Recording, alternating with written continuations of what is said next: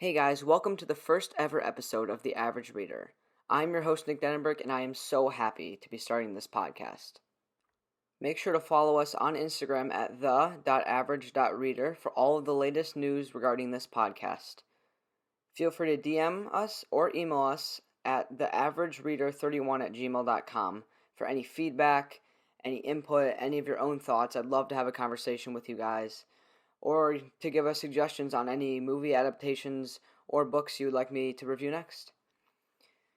Alright, so today we are going to be reviewing Ready Player One, written by Ernest Cline, and the release date for this book was originally August 16th, 2011, and the publisher was Crown Publishing. There is a sequel to this book, Ready Player 2, and it was released in 2020. I have not read this yet, although I have heard very negative reviews on the sequel. However, I have ordered it on Amazon so I can read it for myself. Whether or not I make a review, well, I guess that's up to me. I'm not sure about that yet. There is a movie adaptation. The movie was directed by Steven Spielberg. It was released in 2018. I have seen it. If you guys would like me to review it, then let me know on Instagram or shoot me an email. I am very happy to review any adaptations for books I review, although I would like to do them in separate episodes. Alright, so from here on out, it is your fault if I say a spoiler and you hear it and you're upset about it. So from here on out, there are spoilers. So for the main idea of the book, I'm just going to read the back cover of the book. Just to clarify, this is not my summary. I did not write it. This is straight from the back of the book. In year 2044, reality is an ugly place. The only time teenage Wade Watts really feels alive is when he's jacked into the virtual utopia known as the Oasis. Wade has devoted his life to studying the puzzles hidden within the world's digital confines. Puzzles that are based on the creator's obsession with the pop culture of decades past, and that promise massive power and fortune to whoever can unlock them. But when Wade stumbles upon the first clue, he finds himself beset by players willing to kill to take this ultimate prize. The race is on, and if Wade is going to survive, he'll have to win, and confront the real world he's always been so desperate to escape. So yeah, let's first talk about the setting. I love the setting of this book. The environmental conditions in the real world of this book, it's a definite possibility. I don't know all the science behind it, but, climate change and energy consumption, it's a real thing. And this is a very possible future. I don't know if by 2020 or 2044 or if 2080, I have no idea on that, but this is a possible future. So, with that being said, the Oasis is definitely a possible thing, and that's really what I loved about this book. So yeah, with the possibility of environmental conditions being so bad in the future and climate change taking over, poverty, a large onset of poverty is definitely a possible thing. And I think the race to provide entertainment and jobs for people who are impoverished and don't have as much resources will be a real thing in the future. So then becomes the question, how does humanity adapt while still maintaining happiness and entertainment? And the Oasis being the main setting of the story, it provides an escape from the bleak reality of the Earth in 2044. So yeah, that's basically the setting of the book, with the entire world written by, way too much energy consumption, climate change, and a large majority of the world being poverty-stricken. How is the world going to escape from this bleak reality? And James Halliday has created the answer, which is the Oasis. So yeah, let's talk about some of the characters. I'm just going to go over 3 to 4 of the main characters. Obviously, there are a few more I could talk about, but these are the ones that really stuck out, and I think I really learned a lesson from in this book. So let's start with Wade Watts. He's definitely a relatable character. I think for many, he's an average person in 2020 or 2044. He's impoverished. He has no money, and I think that provides him a real character here. The only way he is able to access the Oasis is through school-issued gloves. He doesn't have a haptic suit, I believe. He doesn't have an omnidirectional treadmill. He really has bare bones, and yet he still spends a large majority of his time in the Oasis. And him being impoverished really shows that the Oasis is the only escape. There's no real fun to be had in reality at this point. His only escape is the Oasis. And having such a cruel aunt and his parents dead at such young ages, I believe from drugs. Don't quote me on that, but I believe they both died from drugs. His aunt being so cruel, showing that a lot of people have become greedy in this time. His aunt shows that his only escape is the Oasis. He doesn't even come home that much anymore to his aunt's house. His only escape is the Oasis. The only connection I can think of to the real world is the old lady who is his neighbor, who he really likes and enjoys coming down to see her every once in a while. That's the only connection I can really think to the outside world for him that he really cares about. He's also in high school, which I think provided definitely a relatable character for me, having to navigate high school while also having other interests. I think that was really interesting. And he's a gunter, so I'm assuming you guys have read the book, so you know what a gunter is. And this kind of provides, what would you say, an obsession for his character. This is what he does in the Oasis. This is his interest. A lot of people go to the Oasis for a new experience and eventually stay there for all the things they can be, which is, I think, a quote from the movie or something like that. And his main thing in the Oasis is chasing Halliday's Easter egg. And I think it's definitely an interesting thing, and it provides, in this day and age, I guess, like, sports and extracurricular activities aren't much of a thing. The Oasis is the only thing. And he goes to school in the Oasis. He spends time in the Oasis. His only few friends are in the Oasis. So his world definitely revolves around Halliday's Easter egg and this competition. And, I think that really speaks to his character. His obsession is not only the Oasis, but the creator of the Oasis. So yeah, I really enjoy that. I definitely have a few of my own obsessions, and him being in high school is definitely relatable. I think Wade is just a solid character, and he does definitely represent the average person in 2044, and it really shows the power of the Oasis and what it has done to connect people. Next, I want to talk about H. He is kind of like the best friend trope. He's always there with Wade throughout, I guess, the first half of the story. They split after a while, but I get again they end up coming back together. But really pertaining to the first half of the story, he provides the best friend trope. And other than that, he's also a gunter. He has dedicated most of his life at this point, or at least the last 5 years of his life, to knowing as much about the 80s and researching Halliday in hopes of finding his Easter egg. And I think that it's definitely interesting. Wade and H have so much in common. Their entire lives revolve around the same thing, and I'm surprised it really hasn't created any competition yet. Maybe since they haven't found any gates at the start of the book, they've managed to stay friends while still being self-proclaimed solo gunters. So that's definitely interesting. And then the other thing I want to talk about H was at the end of the book, when she is actually revealed to be, a female, and also African American. And I really think it speaks to the reality that, racism is still a thing in 2044, and, being able to mask, I guess, your race and your identity. In H's situation was a positive of the Oasis. And, I think I'm going to talk about that a little bit later, the reality of racism within the Oasis and what that is. But H is able to provide herself a new life, really just a new person, a new identity. And so, yeah, I think that really speaks to the fact that racism and, systemic racism is still a thing in Ernest Cline's version of 2044. And H's way of kind of avoiding that or maybe combating that is not being represented as an African American and also female in this book. So I thought that was a really interesting part of her/his character. So the next character I want to talk about is Artemis.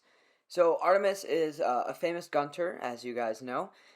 And I think one of the major points of Artemis is she shows, or at least this is something I took from it, she shows the human side of a content creator. I really like that part of her. She's able to have so many fans. She has a famous blog, and then when she interacts with Wade and H and all of the other gunters, she actually seems like a a normal person, and she was a really complex character. I think she had a lot of different interests, and just like Wade and H, she shared the same interest in finding Halliday's egg, and so through that she was able to build a lot of friendship and camaraderie with H, Wade, and some other Gunters.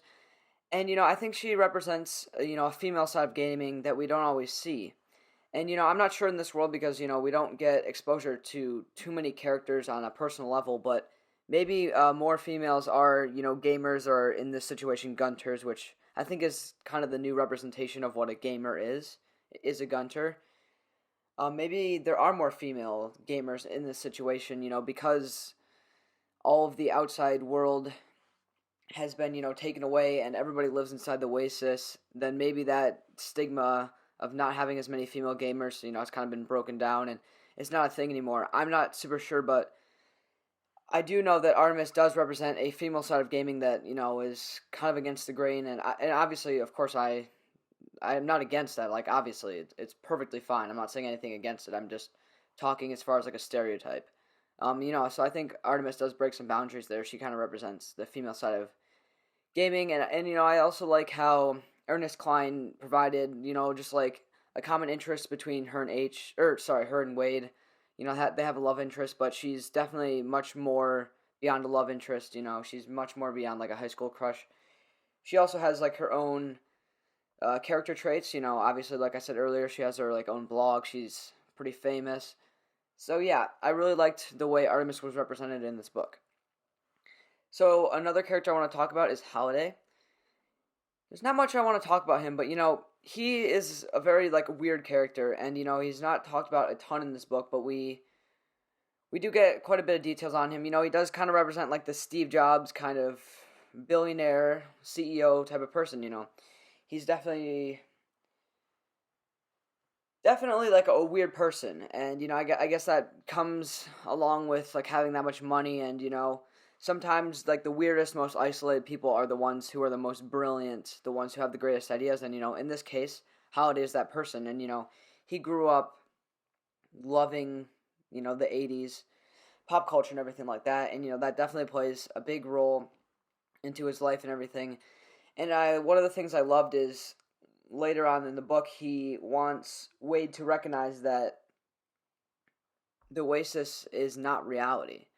And later in the book, I cannot remember if he says this or not, or if somebody else says it, but something along the lines of reality sucks, but it's the only place to get a good meal. And that really spoke to me, that no matter how great the Oasis might seem, and no matter how bad reality might get, it's always important to live in both worlds. And I think that was a place of regret for him, and he is representative of people and maybe just the addiction of gaming and stuff, and the importance of also living in reality. And so I think that was really, really important character, and a really important character development, really, that he didn't realize until right before his death. But he was able to pass that on to Wade, and hopefully Wade is able to pass that down to fellow users of the Oasis, as he now has control of the Oasis. Kind of the final thing I want to talk about with Halliday is, whether he understands the risks of putting up the Oasis for grabs, basically, just like allowing anybody to be able to earn it. Does he understand that IOI is going to have, or any corporation might have, way more resources? They might be able to cheat their way through the system. And I wonder if him creating this competition, if he was just blind by his obsession with the 80s and he really wanted other people to share his love for the culture, or if he really thought that somebody, who was individual and wanted the best for the Oasis, if he really thought somebody would get it.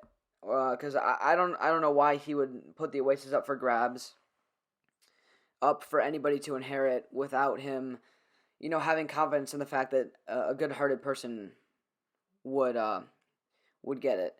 And so, obviously, like, all the odds were stacked against the Gunters. I mean, IOI had so many more resources, so Halliday must have known that in some way he must have had confidence that a good-hearted person would inherit the Oasis.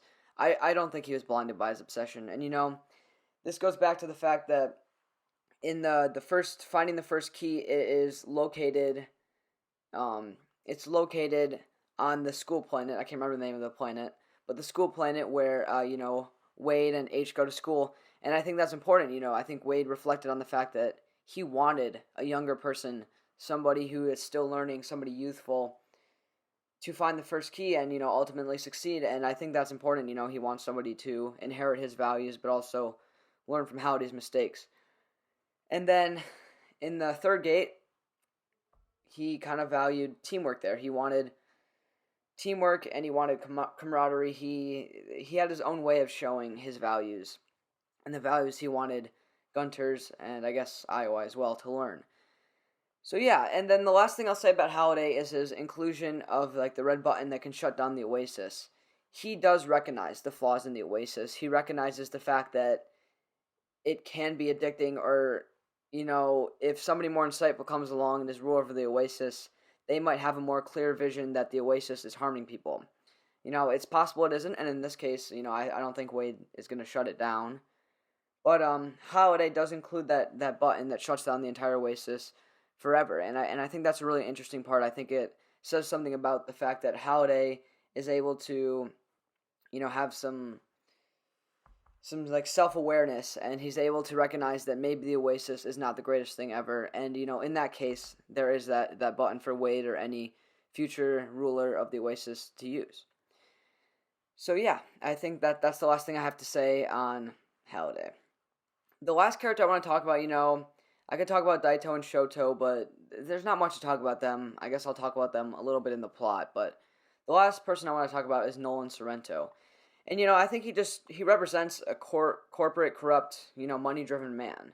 There's not much else to say besides that, He's willing to do anything for control and power.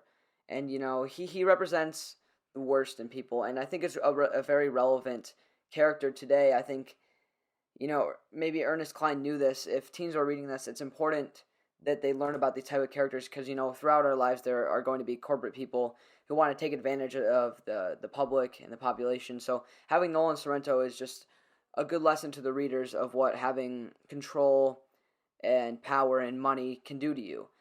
And this is obviously not the case for all CEOs or powerful people, but in this case Nolan Sorrento is representative of those people who are money-driven, corrupt people. And I think it's an important lesson, for people to learn, and I'm glad Ernest Cline included this in the book. I think it's something that definitely needs to be highlighted, especially in today's society. The last thing I'll say about Nolan Sorrento is, money is not enough for him.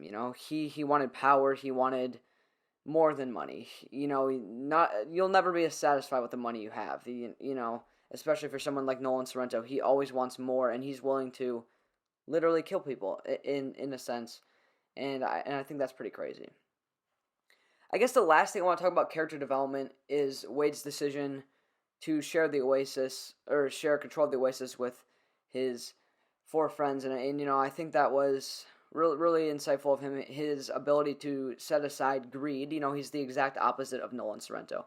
Wade's ability to set aside greed and share the Oasis, recognize that one person ruling over the most valuable thing in the world is probably not a good idea, so to have those checks and balances of other friends, people he trusts also ruling the Oasis, I think it really speaks to the intelligence of Wade and in his recognition that he alone cannot rule the Oasis responsibly.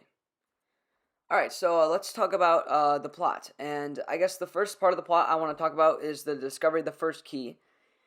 So like I said earlier, it was observed by Wade that maybe Halliday wanted a school person to find this key. He wanted a youthful person who has not been corrupted yet to find this key and eventually win. Another thing I want to talk about with the discovery of the first key is the skyrocket to fame. Both Artemis and Wade are the ones who are really skyrocketed into the fame, especially throughout the entire novel. And, Artemis is a bit used to this, but specifically Wade, the way he handles it, he's smart, he doesn't reveal his identity, and he's not blinded by the fame. He's smart about it. He's able to monetize his fame, to get some more money. He's able to buy a new haptic suit, stuff like that. He's a really smart person, and I think being able to monetize his fame but not giving in to the popularity, I think a lot of people, maybe even me, would just, after finding the first key, want to take all that fame and just call it quits. But that's not what slows Wade down at all. He embraces the fame, he makes more money from it, and he continues on. So I think Ernest Cline is using Wade as an example for people on how to handle something like fame or popularity, and I think it's a really good thing what Wade did. So yeah, the discovery of Artemis, like I guess not in person, but in person, the Oasis for Wade. I think that was a influential part in his character. Along with like all the fame and the money, he's getting to meet some of his idols, who ends up being a really nice person. Artemis ends up being a really nice person. They end up discovering the first key and passing through the first gate. And yeah, that's about it for the first part of the book. Next thing I want to talk about is Sorrento's threat with Wade and his failed attempt to kill Wade. It really speaks to Sorrento's character. He's willing to do anything. He ultimately tries to kill Wade, and it's kind of crazy. Wade reflects on this. If Wade had been in his apartment, this whole story would not have happened. IOI might have succeeded in this case. And yeah, I think that's a really scary thing, and it keeps Wade on his feet. It teaches him that he needs to adapt, and eventually Wade becomes just like a much smarter person. I think Ernest Cline might have also had the intentions of teaching people, like, you got to be careful with your information, online, and anybody can gain access to you. And it's really scary. It kind of made me reflect on, like, if somebody, like, wanted to hurt me, like, could they find that out through the internet? Like, have I been sharing too much stuff on the internet? And that's really interesting point. So yeah, but I mean, really, the whole point of the failed attempt to kill Wade just shows like how evil IOI is. It's the exact opposite of Wade.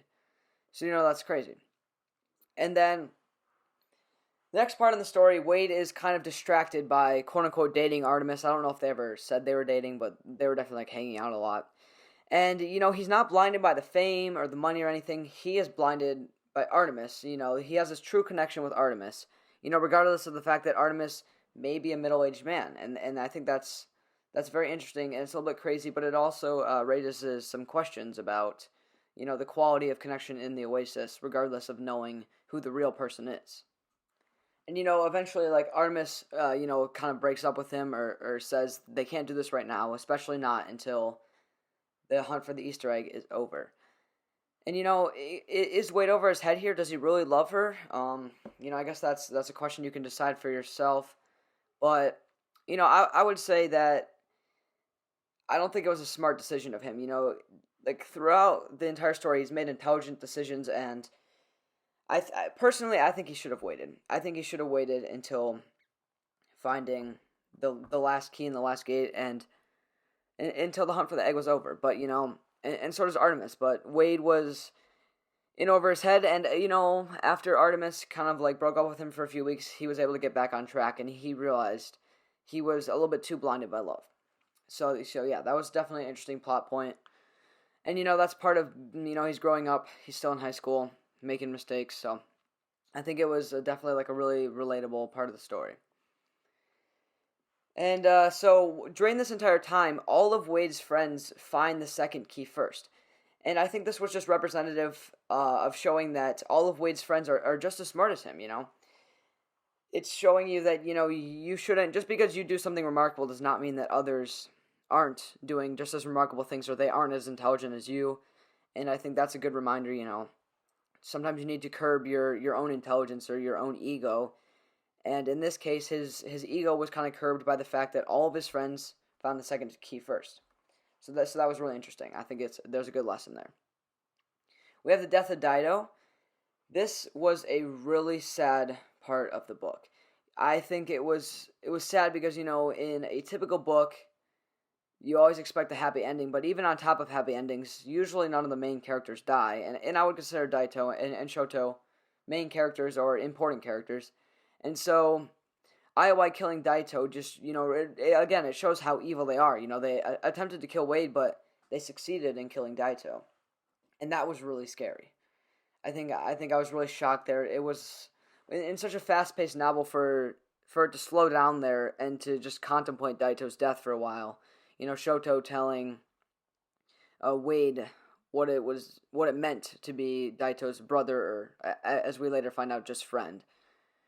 And yeah, so I think it was a slowing point in the book, and I think it really made me reflect on, IOI and what kind of corporation they are. Now, here's my favorite part of the book. My favorite part of the book was Wade's ingenious plan to become indentured. And I think it really shows how genius he is. One of my favorite things about a book is where the author absolutely shocks you. Something you might only expect out of a mystery novel. But in this case, and in some of my favorite novels, the authors are able to pull that kind of that shock or that planning, where the whole plan is revealed. A lot of times in like a murder mystery, you will eventually find out how everything really happened in the mystery. And in this case, it wasn't the exact same, but I love that surprise of finding out Wade's entire plan of becoming indentured. Reading through that part, that was my favorite part of the book. It was really shocking to figure out how intelligent Wade really was. So yeah, I think the planning and intelligence of Wade really shocked me, and I think it provided a great addition to the story. I think even without this part, the book was great, but this put it over the edge for me. I think this was, my favorite part of the book. I love this part of the book. Seeing all the planning and everything from Wade, and how he was able to hack in, but months before he bought these codes, and he still remembered them. It shows his dedication to memorizing stuff and just learning stuff and his ability to look ahead. So I think it was a really important part, an important character development for Wade. And also, you can't put it past Wade, the fact that he put his life on the line. If this doesn't succeed, if this crazy plan, which is probably very unlikely to succeed in most situations, if it doesn't succeed, he's indentured for life.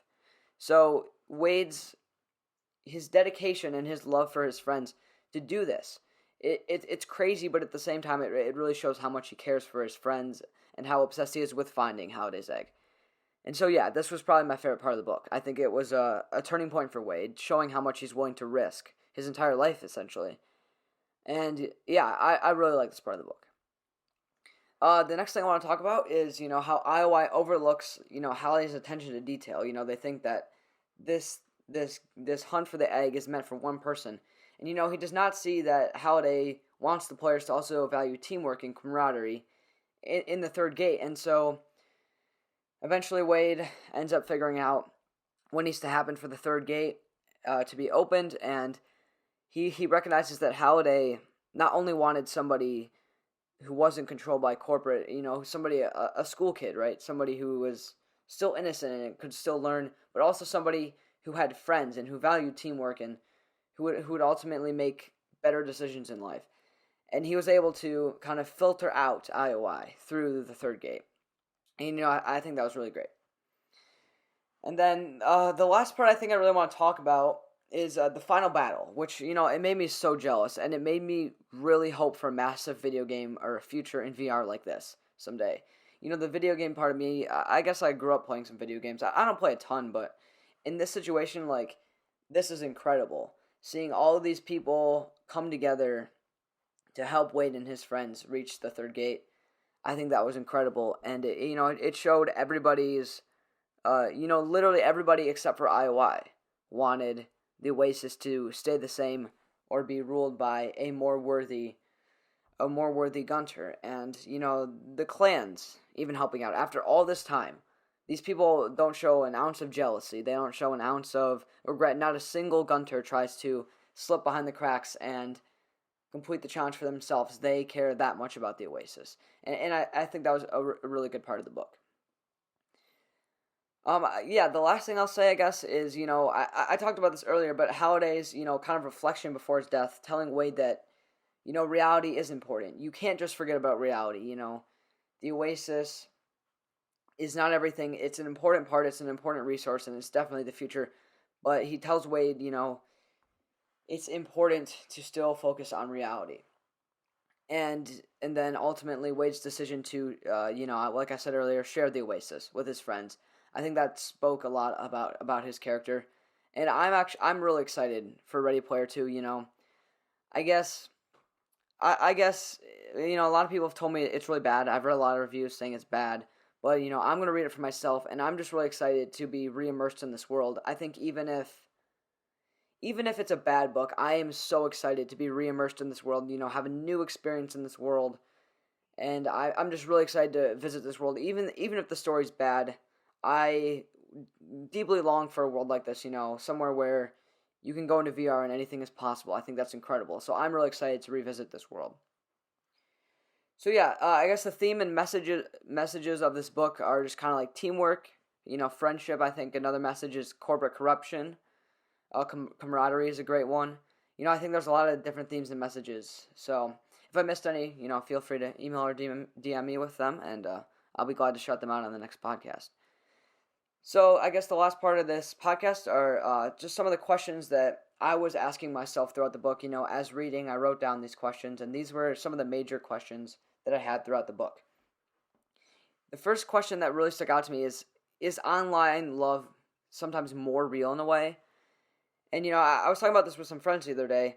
If you, like in the case of Wade and Artemis, their love is solely on a personal level. It's on a level based on their personalities, their interests. It has nothing to do with their, their physical appearance, their race. I mean, one could even argue gender. But, obviously that's like, if you're straight, then that might be a little bit messed up, I guess I wouldn't be wanting to like have like a love connection with like a middle-aged man either, but like being able to mask your real identity and just have somebody love you for your personality, I think that's a really powerful thing. And so that was one of the questions that was brought up, is online love more real in a way? And I don't know, maybe that's just something to ask yourself. Would you rather have somebody just love you for your personal your personality instead of your physical appearances or your race and social status and stuff like that? And I think that's a really interesting question. So this is a question: is the Oasis a way to avoid the issue of racism, or is it a way to cure it? And so in the situation of H, and she talks about her mother doing the same thing essentially. H has hidden both her gender, and her race. So and I was pondering this, is the Oasis a way to avoid the issue of racism, or is it a way to cure it? And I guess I lean more, it's a way to avoid racism, right? If you're not being proud or showing who you really are, then I guess you're not curing racism, but it definitely is a way to avoid racism. So I don't know, I just thought that was really interesting, and I don't want to like speak on such a sensitive topic too much, but it is an interesting question, I guess, for you listeners to ask yourself. If you've read this book, and I'm assuming you have, ask yourself, is the Oasis, if everybody was in the Oasis 24/7, is it curing racism by being able to represent it to yourself in any way you want, or is it just avoiding it? So that's an interesting question to ask yourself. Another question, and this is like more on a technological, like factual level, what is the future for VR and video games? And so one of the things I did after reading this book was I looked into, the best way to buy a VR headset. I don't have too much experience with them. I've used them a few times, and yeah, so I think eventually I will want to buy a VR headset, and this was really inspiring me too, and not from a video game level. Like, I recognize that at this point in time, spending too much time on VR is just like a waste of time, right? Like my job doesn't pertain to it, my friends aren't all in there, stuff like that. But I was watching a few interviews from people who are heavy in the VR market, and they're saying that the best way to make the Oasis or something like that possible is to support VR financially, to be able to show investors that VR it's a moneymaker. And so they were saying that, things like the omnidirectional treadmills, the haptic suits, more advanced VR, bigger servers, allowing for massive video games like that, it's all possible. And it's really not that far out of reach. Like, I'm pretty sure omnidirectional treadmills are a thing, haptic suits are a thing. We could definitely make better VR. The problem is making it accessible to everyone and, showing investors and companies that it is worth it to attempt something like this. So, yeah, I mean, something like this could happen within a year if they had all the money and resources. The problem is the money and the resources. So I think the best thing you can do if you wanted to have something like the Oasis is to show your support by, buying a VR headset or watching VR videos, doing the best you can, obviously.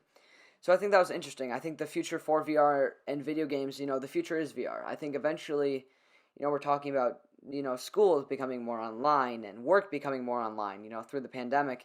And the best version of that so far is VR. The best version of working at home, being on video conferences, is to be in a VR room. And that's not entirely possible yet, but hopefully soon it will be possible, as long as companies are able to see the value in it. So my last question, and I think this is the biggest question for anyone, especially living in this day and age, is taking into consideration that you can live a healthy life in the Oasis. Is it reasonable to spend your life in the Oasis? So in the book, Wade talks about his workout program, the special vitamins he eats, to combat sun deprivation, stuff like that. But more on the workout program, before he's even allowed into the Oasis every day, he put a lock on the Oasis, requiring him to burn a certain amount of calories. So, he's still in I think it's like a program, it's outside of the Oasis, but he goes to a weight room and he lifts weights, he does cardio, he does his core workouts. And so, with the ability to take the proper vitamins and, ultimately be less exposed to dangers of the world, but also like to have a healthy lifestyle, eat, to be able to exercise, and even to force yourself to exercise, maybe even more effectively than you would in the real world. If you can live a healthy lifestyle, then is it reasonable to spend your entire life in the Oasis, considering there are so much more things possible? And, I don't know. I think if something like the Oasis was around, maybe I would spend a lot of time in there. I really think I would. Because I think I would enjoy, the freedom of being able to escape into the Oasis. And I think this is like a personal question. This is something I can't answer for you. But it's really interesting. And, I was asking myself this throughout the book, if the Oasis was around, would I still be trying to live in the real world, or would I basically succumb to spending a majority of my time in the Oasis? And, I think it's an interesting question. I'm not sure entirely what I would do, but I can tell you I'd spend a lot more hours, on screens and stuff like that if the Oasis were a thing. I can tell you that. So yeah, so for my overall rating of this book, I would have to give this book a 10 out of 10 rating. In my opinion, it was fantastic, and it delivered on everything, it delivered on every account. For what this book was meant to be, I don't think Ernest Cline could have done anything better. I might have read better books, but for what this book was meant to be, for the idea of this book, for the plot of this book, I don't think Ernest Cline could have done, a single thing better. So that's why I'm giving it a 10 out of 10. And I think I enjoyed this book so much because of its connection to video games and futuristic technology. It's something I really enjoy theorizing about, and I love the idea of VR and having something like the Oasis. This book was fast-paced, and I ended up reading the last third to half of the book in one sitting. I listened to it very fastly, and it was a page-turner. So I really like that about a book sometimes. I would recommend this book to any child 11 and up because of its connection to technology and how it is ever so relevant in today's society. This society, today teens and children are growing up surrounded by technology, so these questions that have been raised throughout this book are, it's important for kids to learn. So that's why I would recommend it to any child 11 and up. I don't think it's too violent or anything. Additionally, I would recommend this book to anyone who loves technological sci-fi in general. I guess dystopia or utopia. I mean, depending on like what you would consider it. Video games. Anybody who's interested in video games, I think they'd love. Anybody who's interested in the 80s, like the 80s pop culture, I think they would definitely love. There's some great references throughout this book that would just, I think anybody who grew up in the 80s would definitely like enjoy reading this book just for that. Anybody who's interested in VR, and also anybody who's interested in the concept of digital future. I think that's what drew me in the most, was the concept of a digital future is really interesting, and it raises a lot of questions, so that's one of the reasons I liked reading it the most. This has been another episode of The Average Reader. I'm your host, Nick Denenberg, and thank you for watching. Make sure to follow us on Instagram at the.average.reader, and feel free to email me any feedback or thoughts at theaveragereader31@gmail.com. I will be happy to respond in both DMs or in my email. I would love to have a conversation with you guys. If you have any book suggestions or requested movie/TV adaptations of books I've reviewed so far, please let me know. If you enjoyed this episode, please make sure to leave a review on whatever platform you are listening to this podcast. Thank you, and have a great day.